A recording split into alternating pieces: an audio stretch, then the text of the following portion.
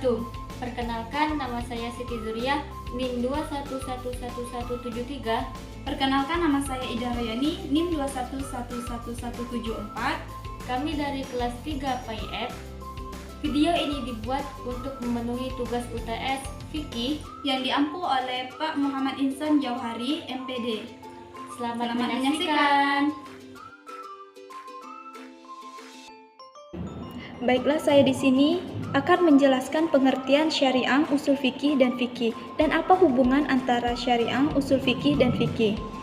Syariah sendiri adalah seperangkat aturan yang bersumber dari Allah Subhanahu wa Ta'ala dan Rasulullah Shallallahu Alaihi Wasallam untuk mengatur tingkah laku manusia, baik dalam rangka hubungan dengan Tuhan atau ibadah, maupun dalam rangka hubungan dengan sesama atau muamalah. Sedangkan usul fikih adalah ilmu tentang kaidah atau aturan-aturan di mana dengan kaidah tersebut seorang mujtahid menentukan hukum syariah yang diambil dari dalilnya. Fikih adalah mengetahui tentang hukum syariah Islamnya yang berkaitan dengan perbuatan manusia yang telah dewasa dan berakal sehat atau mukallaf dan diambil dari dalil terperinci. Hubungan syariah, usul fikih, dan fikih. Hubungan antara syariah dengan fikih diibaratkan syariah itu sebagai bahan atau dasar dalam menentukan atau menghasilkan fikih. Syariah dengan fikih sangat erat hubungannya satu dengan yang lain, tidak dapat dipisahkan. Syariah merupakan sumber atau landasan ilmu fikih, sedangkan fikih merupakan pemahaman terhadap syariah. Meskipun syariah dan fikih tidak bisa dipisahkan, tetapi keduanya berbeda. Syariah diartikan dengan ketentuan atau aturan yang ditetapkan oleh Allah tentang tingkah laku manusia di dunia dalam mencapai kehidupan di dunia maupun di akhirat. Sedangkan usul fikih merupakan suatu alat atau cara untuk menghasilkan produk fikih tersebut. Artinya, antara usul fikih dengan syariah yaitu saling berhubungan antara satu dengan yang lain, saling berkaitan dan tidak dapat dipisahkan. Baik, di sini saya akan menjelaskan tentang mazhab Hanafi. Dinamakan Hanafi karena pendirinya adalah Imam Abu Hanifah An-Nu'man bin Thabit. Beliau lahir pada tahun 80 Hijriah di Kufah dan wafat pada tahun 150 Hijriah. Mazhab ini dikenal mazhab ahli qiyas atau akal karena hadis yang sampai ke Irak sedikit sehingga beliau banyak mempergunakan qiyas. Beliau termasuk ulama yang cerdas, pengasih, ahli tahajud, dan fasih membaca Al-Quran. Beliau ditawari untuk menjadi hakim pada zaman Bani Umayyah yang terakhir, tapi beliau menolak. Mazhab ini berkembang karena menjadi mazhab pemerintah pada saat Khalifah Harun ar-Rasyid. Kemudian pada masa pemerintah Abu Ja'far al-Mansur, beliau diminta kembali untuk menjadi hakim. Tapi beliau menolak dan memilih hidup berdagang. Mazhab ini lahir di Kufah. Di sini saya akan menjelaskan tentang mazhab Maliki. Pendirinya adalah Al-Imam Malik bin Anas al-Ashabi. Ia dilahirkan di Madinah pada tahun 93 Hijriah dan wafat pada tahun 179 Hijriah. Beliau sebagai ahli hadis di Madinah di mana Rasulullah hidup di kota tersebut. Mazhab ini dikenal dengan mazhab ahli hadis, bahkan beliau mengutamakan perbuatan ahli Madinah daripada khabaril wahid atau hadis yang diriwayatkan oleh perorangan. Karena bagi beliau mustahil ahli Madinah akan berbuat sesuatu yang bertentangan dengan perbuatan Rasul. Beliau lebih banyak menitik beratkan kepada hadis karena menurut beliau perbuatan ahli Madinah termasuk hadis mutawatir. Mazhab ini lahir di Madinah kemudian berkembang ke Maroko dan negara lain. Beliau sangat hormat kepada Rasulullah dan cinta sehingga beliau tidak pernah naik unta di kota Madinah karena hormat kepada makam Rasulullah SAW. Baik, di sini saya akan menjelaskan tentang mazhab Syafi'i. Tokoh utamanya adalah Al-Imam Muhammad bin Idris Asy-Syafi'i Al-Quraisy. Beliau dilahirkan di Ghuzwah pada tahun 150 Hijriah dan wafat di Mesir pada tahun 204 Hijriah. Beliau belajar kepada Imam Malik yang dikenal dengan mazhabul hadits. Kemudian beliau pergi ke Irak dan belajar dari ulama Irak yang dikenal sebagai mazhabul qiyas. Beliau berikhtiar menyatukan mazhab terpadu yaitu mazhab hadis dan mazhab qiyas. Itulah keistimewaan mazhab Syafi'i. Di antara kelebihan Imam Syafi'i adalah beliau hafal Quran pada umur 7 tahun, pandai berdiskusi, dan selalu menonjol. Mazhab ini lahir di Mesir, kemudian berkembang ke negeri-negeri lain. Baik, di sini saya akan menjelaskan tentang mazhab Hambali. Mengapa dinamakan mazhab Hambali? Karena pendirinya adalah Al-Imam Ahmad bin Hanbal Asy-Syaibani. Beliau lahir di Baghdad tahun 164 Hijriah dan wafat pada tahun 248 Hijriah. Beliau adalah murid Imam Syafi'i yang paling istimewa dan tidak pernah pisah sampai Imam Syafi'i pergi ke Mesir. Baik, di sini akan menjelaskan tentang mengapa perbedaan mazhab itu terjadi.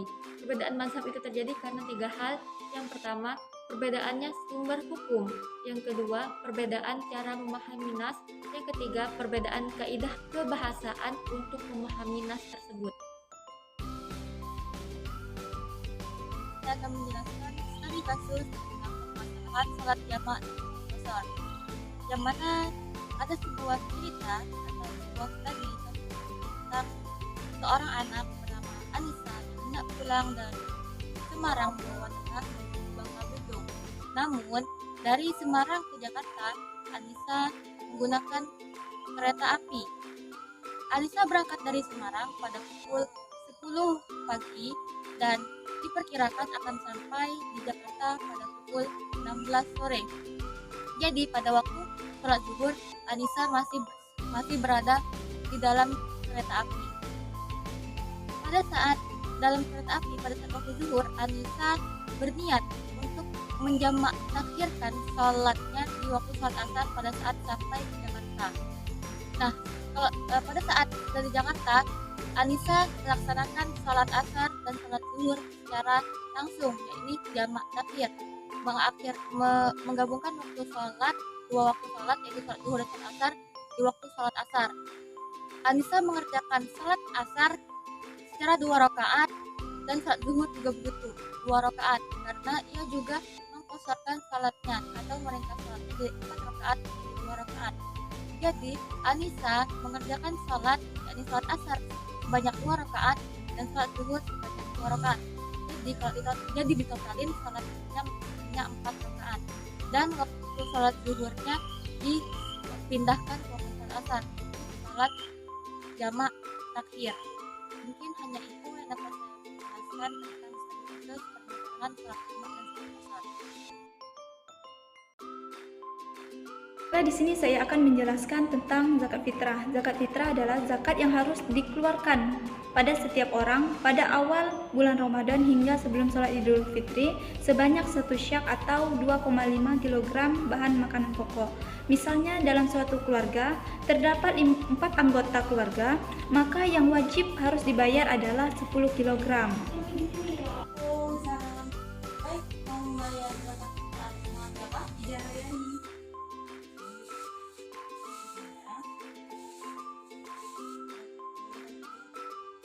Nomornya dan ikuti apa yang saya baca. Nawa itu antuk hija zakat fitrah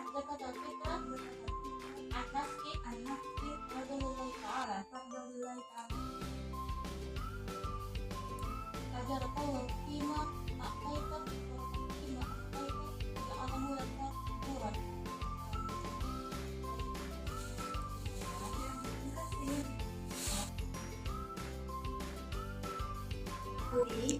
Emas Ibu Anita 150 gram dan emas yang dipakai sehari-hari yaitu 5 gram. Harga emas per gram yaitu 500.000. Yang ditanya itu berapa zakat emas yang wajib dizakati. Penyelesaiannya yaitu emas Ibu Nita seluruhnya dikurang emas yang digunakan. Jadi 145 gram. 145 gram emas dikalikan dengan harga emas saat ini yaitu 500.000. Dari 145 gram dikali 500.000 yaitu 72.500.000. Maka harus dikalikan dengan kadar emas. Kadar emas yaitu 2,5%. Maka dari hasil 72 juta dikali 2,5 per 100, maka hasilnya 1.812.500 rupiah. Maka yang wajib harus dizakati dari emas Ibu Ani yaitu 150 gram yaitu adalah 1.812.500 rupiah. Saya akan menjelaskan tentang penyelesaian zakat fungsi dari cerita yang telah disebutkan. Misal di sini Pak Ahmad seorang pegawai kantoran memiliki Jadi penghasilan gaji itu sebesar 8 juta. Nah, awalnya zakat profesi itu sebanyak 1 tahun. Maka di sini kita kalikan dengan 12 bulan yaitu 1 tahun, dapatlah hasilnya 96 juta. Nah, zakat profesi ini kadar itu diserupakan dengan zakat emas yang mempunyai kadar zakat sebanyak 2,5% dan nisabnya itu seperti emas yaitu 85 gram. Jika kita analogikan saat ini harga emas 1 gram itu sebesar 500.000, maka 85 gram ini kita harus kalikan dulu dengan 500.000.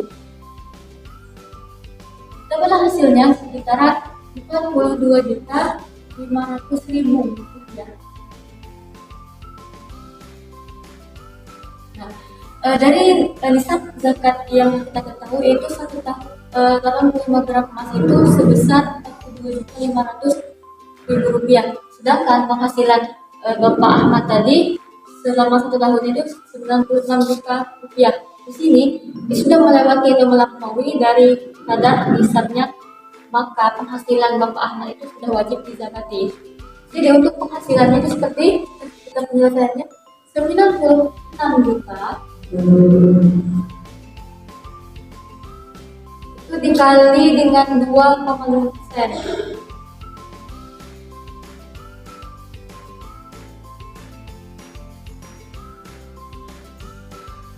Dan dapatlah hasilnya kita itu 2.400.000 rupiah. Jadi zakat yang harus dikeluarkan Bapak Ahmad dengan gaji yang sebesar 8 juta itu sebanyak 2.400.000 rupiah. Di sini saya akan menyelesaikan tentang perhitungan zakat pertanian. Semisal orang petani di desa Mamang menghasilkan sekali panen itu sekitaran 2,5 ton, kalau kita berubah ke kilogram jadi 2.500 kilogram. Petani tersebut menggunakan irigasi yang berbayar. Jadi dari awal dia membuka lahan sawah jadi memerlukan biaya kurang lebih 1 kuintal atau sama dengan 100 kilogram. Jadi dari hasil yang 2,5 ton dan pembiayaan sebesar 1 kuintal, berapa kan zakat yang harus dikeluarkan para petani tersebut. Jadi di sini karena di hasil itu 2,5 ton atau 2.500 kilogram, kita kurang terlebih dahulu dengan hasil ini. Ini dikurangi dulu, dapatlah barang bersihnya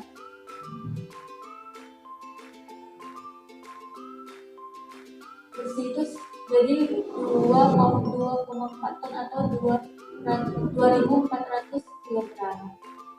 Nah, karena nisabnya zakat pertanian itu sekitar 812 kilogram atau lebih, karena ini 2.400 kilogram, jadi itu sudah melebihi, jadi sudah wajib zakat. Zakat pertanian itu kadar zakat itu kalau dia berbayar itu 5%, kalau dia tidak berbayar itu 10%, karena ini menggunakan pembiayaan untuk berbayar, jadi dia menggunakan zakat yang 5%. Jadi kita kalikan dengan 5%, jadi 5%, jadi setelah kita hitung, dapatlah zakat yang harus dibayar para petani tersebut itu sekitar 120 kg. Itu kurang lebih.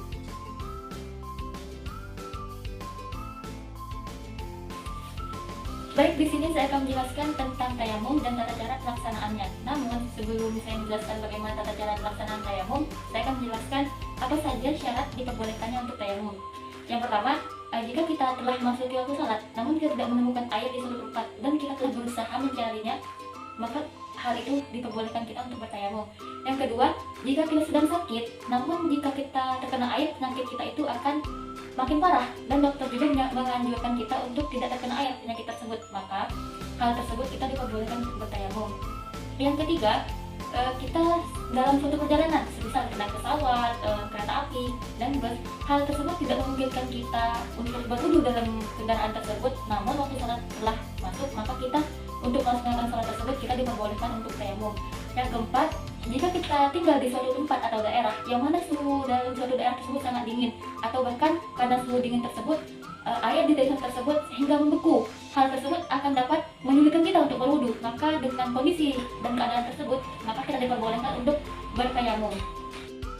Setelah saya menjelaskan syarat-syarat diperbolehkannya tayamum, sekarang saya akan menjelaskan tentang rukun-rukun tayamum tersebut. Rukun-rukun ini perlu kita ketahui sebelum kita melaksanakan bagaimana tata cara tayamum tersebut.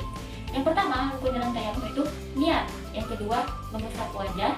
Yang ketiga, itu mengusap kedua tangan dari ujung jari sampai siku-siku. Yang keempat, takbir. Baik, di sini saya akan menjelaskan tentang tata cara tayamum. Yang pertama, saya akan memberitahukan niat tayamum itu terlebih dahulu. Yang mana niatnya ialah nawaitu tayamum istibahati sholati lillahi ta'ala, yang artinya saja saya bertayamum untuk melaksanakan sholat karena Allah Ta'ala. Kemudian kita meletakkan kedua tangan kita di tempat yang ada debu dan suci. Di sini saya analogikan meja ini ada debu yang suci.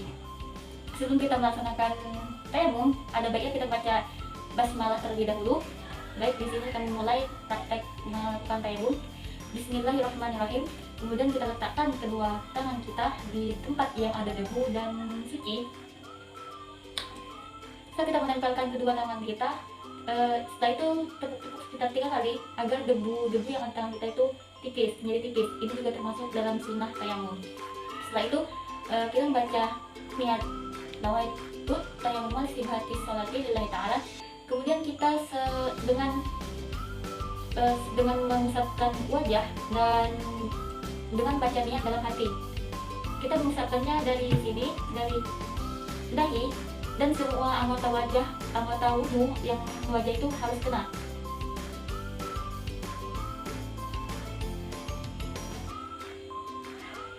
Jadi dari ujung awal tumbuh rambut sampai bawah dagu, dari telinga, awal telinga kanan sampai telinga kiri itu harus kena. Jadi semua wajah kita itu harus kena debu yang tadi kita usapkan.